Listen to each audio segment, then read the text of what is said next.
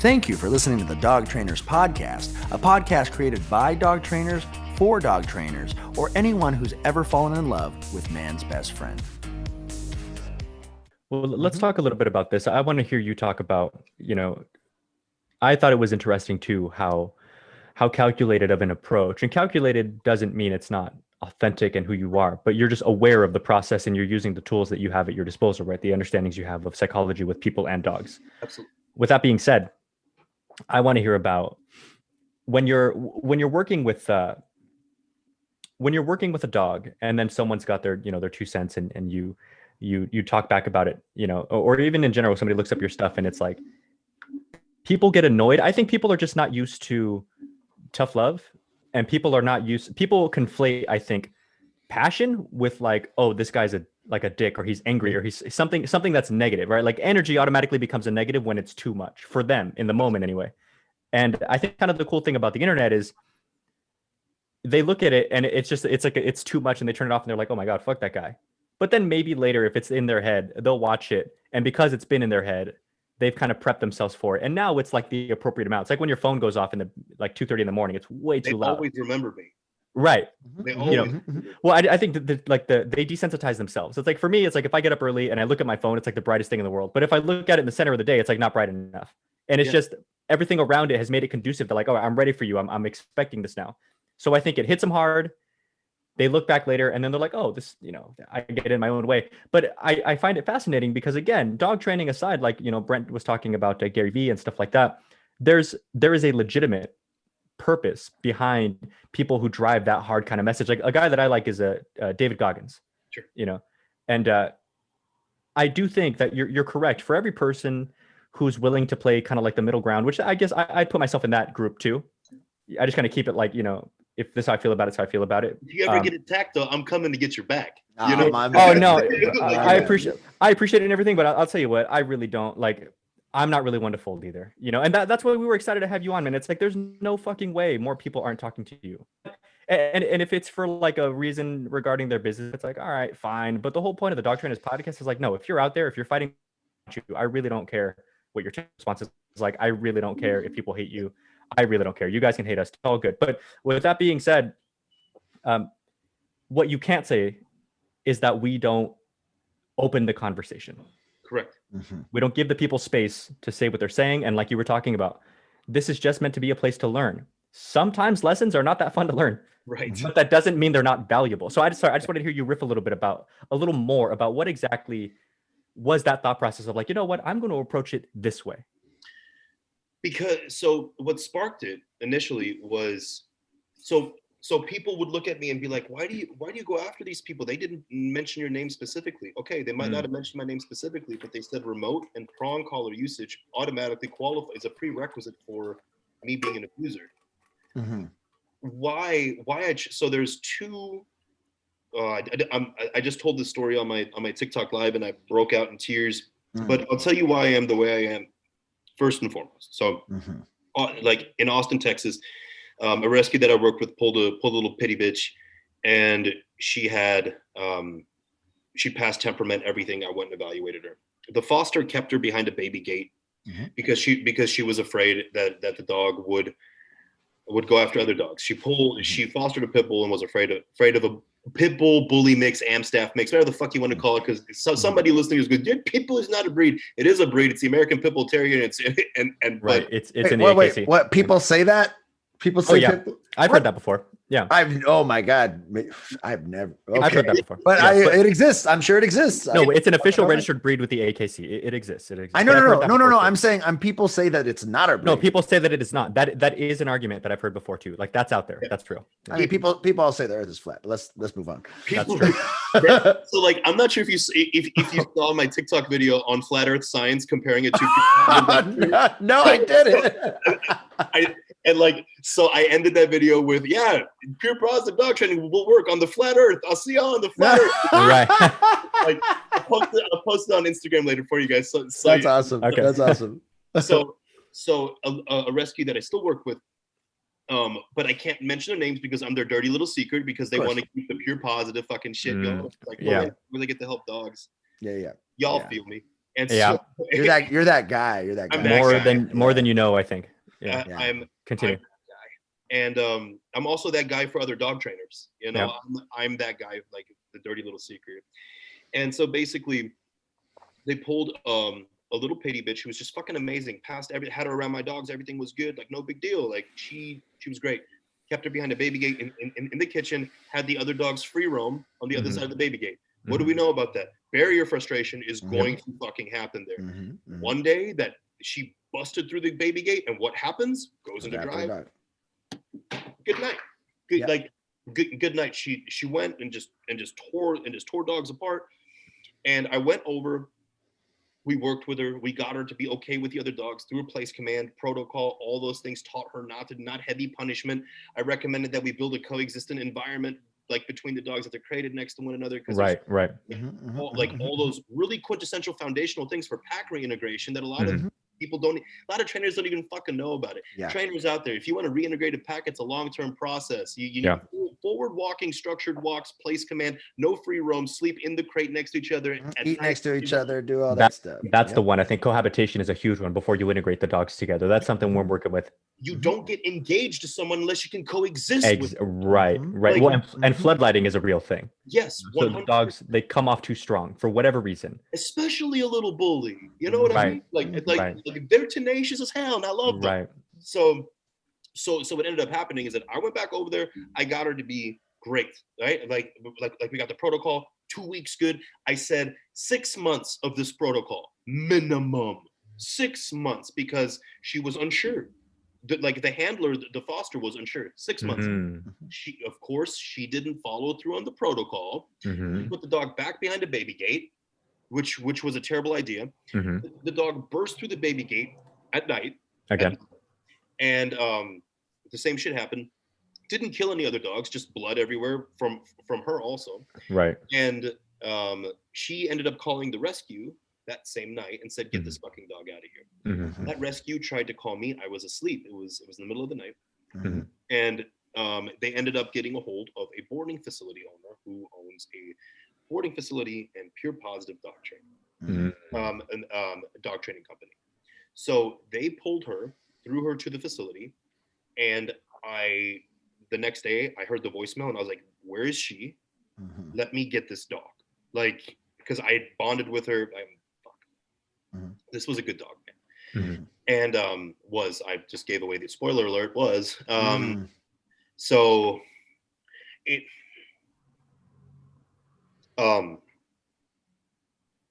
it's all right, man. I get you. I called the facility and I was like, "Yo, man, let me pick a beat." And they called me an abuser, and they said that my usage of tools does not qualify me to allow them to give me the dog. And I was like, "All right, just please, like, fucking take care of my girl, right? Like she has some issues that were conditioned through environment. That please take care of my girl." I get a call from the rescue a day later. "Hey, they tried to integrate the dog their daycare program into the daycare program, and they tried to introduce through baby gate." Of course, because why not? So when they opened that baby gate, what do you think happened? She lost her shit. Right. She lost her shit. So I roll up to the facility, and I mean, this is just the type of person I am, but like, I'm ready to smash windows. Like, I'm just like, "Give me my fucking girl. Like, give me my girl. This is like," and they said, "No, you cannot have her. She is a threat to society. She will be euthanized today." As the veterinarian who I work with pulls up and looks at me and says, "Jonas, I don't know what the hell to do right now." And I was like, "Doctor, please don't fucking euthanize this dog." And she's like, "I have no choice." So the doctor was able to negotiate a deal to where I was at least allowed to hold my girl while she fucking euthanized her, and that dog, I swear, and I know that other dog trainers are going to be like, I'm anthropomorphic here. That dog knew what was happening, because that dog tried to bite every motherfucker in that fucking space who was trying to hold her down, except me.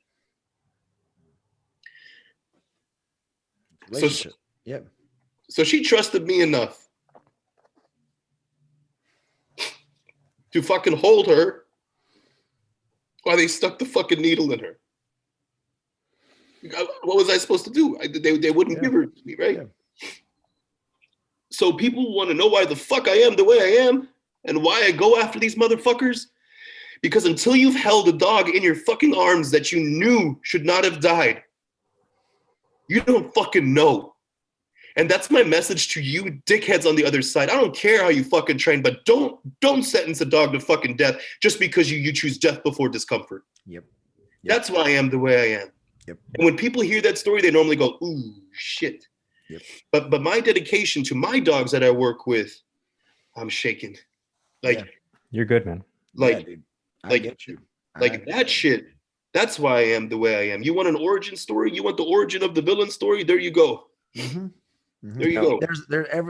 This is something I've told a couple dog trainers that we've had meetings with. There are those inciting incidences in our lives that have either sparked the passion, they keep refueling the passion, they keep and I would actually, one of the ideas that I have and a lot of people have signed up to do it, is I would love to get that origin story like broken down, like as a little 2-minute snippet of like, when I was 6, this happened, when I was 8, this happened, and blah blah blah, because I think there's a lot of us who are suffering, like I remember, when I was 9 years old, so I know exactly why I'm a dog trainer. I get you. Well, I really appreciate your vulnerability, man, and being you have to be. It's necessary. It's part of the authenticity.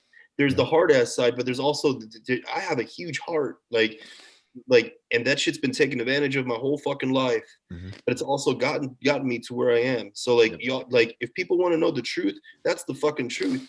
And that's an experience in which I learned that was a singular, in psychology we call it a singular learning experience that was enough for me to turn into what I am today, and fight for the dogs and to fight against the other side, because not enough of us are fighting against the other side. Right. We're just trying to coexist, peacefully. Yeah. Right. And it's time, y'all, if you're listening, it's time to push back. And if you don't want to push back with me, there are many other people who are pushing back, and push back with your clients, with your dog owners. There are rescues that are starting to push back. Repos Rescues out of Michigan is starting to push back. It is time to push back, not for us, but for dogs. And if you guys want, I'll take all the arrows.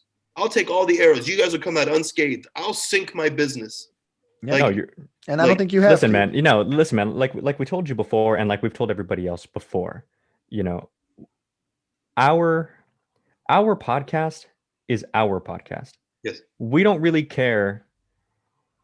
I guess and again, I'll speak for myself. I personally, if we are having genuine, helpful, insightful conversation, I really don't care if the person listening is offended by it, I guess, if that's the term or not. Absolutely. This is a dog trainer who obviously cares about dogs, who knows his shit, who was telling us a very vulnerable story. I really don't care if you don't like his TikTok. It doesn't matter to me. I'm going to speak with him because this is my fucking podcast. If you don't want to talk to him, make a podcast and then make it a point to email him and say, you can't come. But I really don't give a shit though. So, but reasons exactly like this. I've heard Brent's story and I know your story, and I know the pain that drives these trainers to do better. And I get it. And that's why, to me, honestly, nothing upsets me more, not than these stories. And I don't want this to sound wrong. Sure. What upsets me the most is that people feel the need to hold off on these stories. Why? Nobody, I really don't care how marketable Pure Positive is. I really don't. And I know it's beneficial. Obviously, I love Pure Positive training, or I love positive reinforcement training anyway. Yeah. I'm a balance trainer too, myself. I'm an e-collar guy. I'm a prong collar guy. But I'm also a food guy, and I'm also a toy guy and a play guy. Don't get me wrong. Pure Positive, all that good stuff. Right. The craziness though is you're talking about pushing back, and you're talking about the other side is more organizing and aggressive, and I would argue effective, maybe because they're more organized and aggressive. Way more effective. However, they are starting to push back as well. Meaning, Sarah Brewski, the Pure Positive sport trainer, who's awesome, she was annoyed at other Pure Positive trainers for not having exactly this type of conversation that we're having right now. She was like, "Why does it take how come all the podcasts for dog training are balance trainers? Why are they all the ones who are inviting pure positive? Like, where the fuck are we at? Yeah. You know what I mean? And I thought that was awesome because it's like, you know what? You're right. And it's fine. And I think that there is like a time and place to kind of like take that high ground, I guess you could say. But also at the same time, it's like, if you keep slapping me in the face, how long am I just supposed to stand there? I don't get it. And so you're absolutely right. And I just want to clarify on something. I have featured positive force-free trainers on my TikTok platform who I really like. There's an account called Training Hana. He's awesome. Like there's an evolved dog training out of Oklahoma. He's great. Like I learned stuff from him. Like he like there are techniques. I'm always wanting to put more shit in my toolbox, man. You know, and like. And I demonstrated with a reactive Anatolian chow chow mix that I was able to use play to completely eliminate leash reactivity when I got challenged by a pure positive trainer to be like, show your application of positive reinforcement. I was like, cool, then I'm going to reinforce play drive because I know how to fucking work drive and create far more interest through the game of tug. And it's up on my Instagram if you guys want to look at it. Like we just reward after every pass. It was super effective. That's what they're doing now. Like the applications of these things are effective in certain cases. The dog was completely unresponsive to a prong collar because they had desensitized it. Right. So if you don't know what to do in those situations, you're not a dog trainer. You need to go back to square one and understand that there are other approaches that you can use. So however, why I believe in the balanced approach and tool usage, why I believe in it first and foremost. If it were up to me, every dog that comes out of my program would be on flat buckle and just a regular leash. But the thing is that I put my ego aside and look at my client's needs first and foremost. Yep. Exactly. Because the average dog owner is not a fucking dog trainer. Yep. You know who made that point to us? Who's that? Michael Ellis. Oh, and Michael, no, I'm not saying, but my point is great. But it's a reoccurring theme, yeah. Right. It's a reoccurring theme among a lot of the bigger dog trainers. So it's for that reason, the ego thing. It's like, listen, can fucking Zach George train that like reactive dog with food? Possibly, maybe. No, he can't. But, okay, well, that's a separate podcast. Let's pretend for the sake of whatever that he can. There's a guy who me and Brent have seen before who he loves nothing more than just smash balance trainers, and I won't name him just because I don't. He's retired now. Yeah, I don't want to give him the clout, even if he was. But nonetheless, so this guy loves nothing more than to like he'll play your video and then pause it and then explain why you suck, pretty much. Okay. The difference is, even if this person could do it, possible. I mean, it's not impossible. Yeah. Can you realistically expect the owner to do it, or are you just living in like some fake fairy tale world where? Great. I'm glad that you're just so amazing that you can work this with food. Yeah. The owner is like 72 and she's got arthritis in her fingers. Yeah. Tell me what your plan is. So Michael Ellis was making the point, like, listen, it's about the dog and the owner and the dynamic they're in, the relationship of the household and everything else. So the lifestyle, all that. Right. The lifestyle, all that stuff. I think a lot of trainers in both camps get too tied up in like, well, this is my way. Well, this one's my way. It's like, yeah, but what works for that guy right there? Because even in the balance world, there are people who like, I meet dog trainers all the time. There's a guy who I've been telling Brent about. I need to reach back out. He wants to do some interning here. And there's a lot of like younger trainers who they love e-collar. It's the new thing. It's all over the internet. Like you see proof, like you were talking about, fuck all the nonsense. Show me. And you can see it. But now the issue becomes there's such believers in e-collar that even if the client isn't really like about it, they're trying to push it. And I'm like, you guys don't understand. I mean, everyone does that, trying to push the prong collar, trying to push I get trying to push the clicker. I get that. But the point being, if the client is clearly not having it, and trust me, I understand, like as the professional, it's kind of your job to like explain to them things. But if the client's just not feeling it, it's like, what's going to happen is you're going to train the dog on an e-collar. And you become one-dimensional and you can't approach or help that client. Well, not only that, but you send the dog home on an e-collar, client doesn't use the fucking e-collar, and then nothing changes anyway. Yeah. Yep. So what I found is that during consultation, let's say that a client is apprehensive about the prong and the e-collar, right? We'll go, okay, how about a slip leash, right? And they go, oh, okay, fine. And then what happens is when you build a rapport during the because we sell immersion programs, we don't do weekly sessions. I just do immersion programs, period. Yep. And so like once they're in the immersion 3 days in, they start to be like, what were you saying about these other tools? Because they trust you. They're in your bubble now. Because we've built rapport.